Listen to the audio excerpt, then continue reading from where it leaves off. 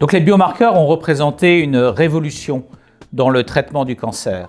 Avant, tous les cancers étaient diagnostiqués par les pathologistes et groupés en grandes familles selon leur aspect au microscope.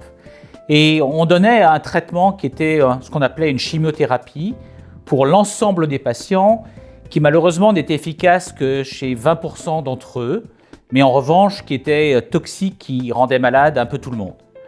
Depuis les biomarqueurs, on est capable d'être beaucoup plus précis dans la classification de ces cancers, mais surtout d'identifier la petite anomalie en général sur les molécules du cancer qui vont permettre de spécifiquement cibler cette anomalie. Donc on est beaucoup plus efficace et beaucoup moins toxique qu'on pouvait l'être avant.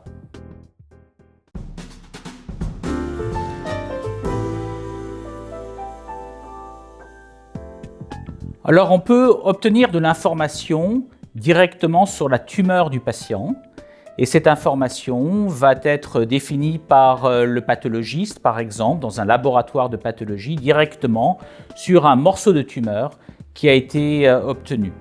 Une autre façon, c'est d'utiliser du plasma, c'est-à-dire du sang du patient, qui contient des informations sur la tumeur, qui elles aussi vont pouvoir être utilisées pour guider le traitement de médecine personnalisée.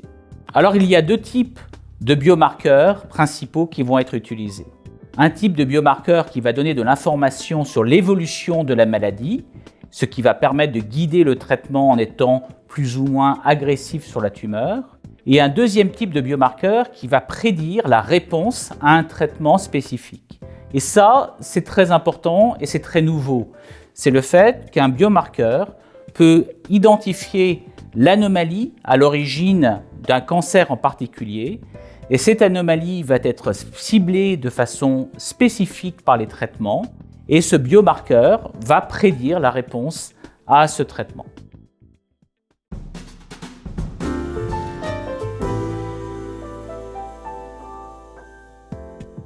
La valeur ajoutée des biomarqueurs est énorme.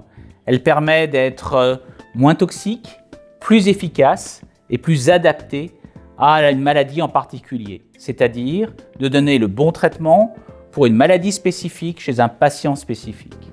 Et ça, c'est très important, ça a changé la relation entre le patient et le clinicien, l'oncologue par exemple, et vraiment, il ne faut pas hésiter pour le patient à demander des informations supplémentaires sur ces biomarqueurs, sur les médecines personnalisées à l'oncologue.